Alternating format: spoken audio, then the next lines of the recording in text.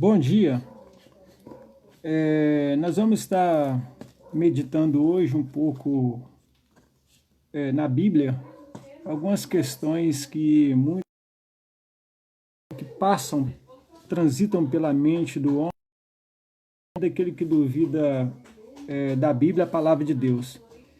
Nós temos uma história escrita durante séculos e séculos, e nós sabemos que a história se faz por traduções e vão sendo repassadas e chegando até nós informações, muitas vezes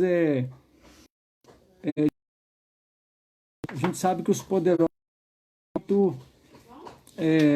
o poder de manutenção, de transferência e de alteração, às vezes no cerne da história. A Bíblia ela tem sua história também. A Bíblia ela foi produzida em aproximadamente 1500 anos. Encerrou-se no primeiro século, né? Acreditando-se que o Apocalipse é o último livro. E a Bíblia tem 66 livros, 39 no Velho Testamento e 27 no Novo Testamento. A Bíblia ela tem um objetivo, né? Como revelação de Deus, é revelar ao homem a vontade de Deus, os planos de Deus. Eu não acredito que a Bíblia ela tenha em seu bojo, no seu completo ser, a palavra de Deus, a intenção de provar ou impor ao homem, mas ela apresenta o caráter de Deus, seus planos, e cabe ao homem aceitar ou não aceitar. Aí é uma questão dele mesmo, é uma disposição dele. O Novo Testamento ele registra a história do nascimento de Jesus, começa então ali nos Evangelhos e termina lá em Apocalipse. Apresenta os planos eternos de Deus,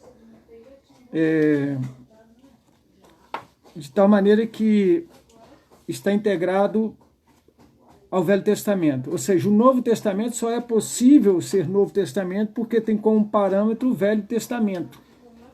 E quando pensamos no Velho Testamento é porque nós, dentro do sentido da palavra, nós indicamos, né, de que há um Novo Testamento, que Deus deu continuidade a seu plano de salvação.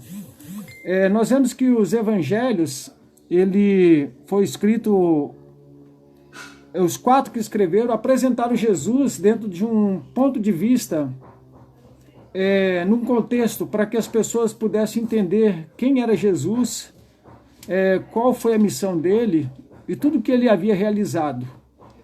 Nós temos então ali Mateus, nós temos Marcos, Lucas e João. Nós temos Atos, depois nós temos as cartas paulinas, até chegarmos alguns outros, Pedro, Tiago, nós temos o livro de Hebreus, nós temos o Apocalipse. O Novo Testamento termina então em Apocalipse, quando ele descreve a culminação do plano de Deus na igreja que Deus estabeleceu em Jesus. Quando nós falamos igreja, não vamos pensar em instituição nem edifício físico, não. Vamos pensar na dimensão que transcende a isso, porque quando pensamos em instituição, nós pensamos em corpo doutrinário, nós pensamos numa coisa muito concreta, física. Vamos pensar a revelação de Deus nos trazendo uma dimensão em que ela só pode ser integrada ao homem pela fé e numa dimensão espiritual. Apesar que se desenrola nesse cenário linear, nessa história, né, que vai sendo desenvolvida socialmente e recebe a sua influência, né, porque na igreja, como instituição, como local, como grupo, ali se insere cultura, valores, famílias diversificadas. Então não é todo mundo igual. São pessoas que pensam diferente, mas dentro de uma convicção se apresentam e se alinham dentro de um propósito. E E assim nós vamos poder aprender qual que é o propósito então das Escrituras. Eu disse que o Novo Testamento ele encerra-se em Apocalipse e culmina com a volta de Cristo dentro da sua revelação, o Apocalipse, depois do reinado estabelecido dentro daquilo que veio desde o Velho Testamento, quando na verdade o domínio de Deus é completo. A gente imagina um Deus perdedor porque parece que o diabo ele tem conquistado vitória em todo esse projeto de Deus. Não, na verdade não tem conquistado. O que acontece é que Deus tem permitido a um homem viver uma história e ela é possível porque Deus permitiu ao homem liberdade. O que a gente não consegue entender é qual que é toda a dimensão desta realidade, né? Por que Deus está permitindo o homem viver uma realidade, uma história, sofrendo por causa dos seus pecados, né? Por causa das suas escolhas, e sendo que ele tem para nós algo bem melhor. É porque, na verdade, ele tem um propósito. A Bíblia fala que ele segura o tempo, né? Ele não vem ainda trazendo juízo, porque ele quer que muitos se salvem. Ele não quer que nenhum se perca, mas que todos cheguem ao conhecimento da verdade. Então a igreja constituída por Deus, o reino de Deus estabelecido aqui na terra, Jesus falou, arrependei-vos e convertei-vos, porque é chegado a vós o reino de Deus. O reino de Deus está em nós e entre nós. E a igreja, cabe à igreja então refletir esta nova dimensão de Deus que foi através de Jesus revelado. Quando ele estabeleceu a igreja vitoriosa, quando ele falou para Pedro, né? Pedro confessou que Jesus Cristo era o Filho de Deus, do Deus vivo, e neste momento, então, Jesus falou para Pedro assim, Pedro, você afirmou algo profundo do Espírito de Deus, e tu és Petros, tu és Pedro, tu és uma pedra, esta afirmação sua é firme, e sobre esta afirmação edificarei a minha igreja, a igreja do Deus vivo, e as portas do inferno.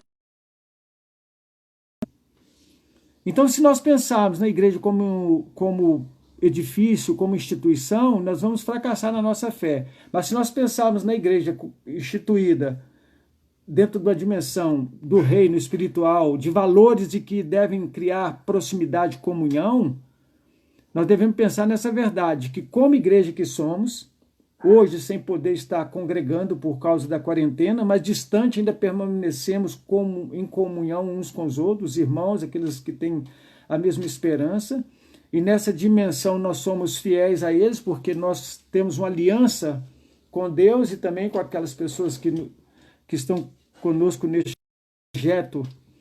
projeto de Deus para a vida do povo dele.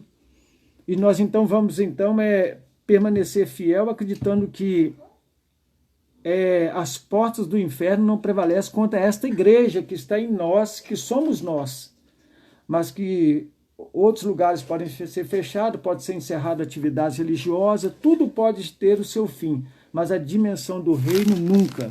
Porque eu quero encerrar dizendo, porque Jesus falou, a igreja é a igreja do Deus vivo, e as portas do inferno não prevalecem contra ela, as portas ficam paradas, o evangelho vai com poder, ele vai através de nós, porta não caminha, elas estão aí, o diabo está aí, disponível, as pessoas estão invocando e se dispondo para ele fazer a vontade dele, mas Deus quer que você faça a vontade de Deus, de Deus, do Pai. É bom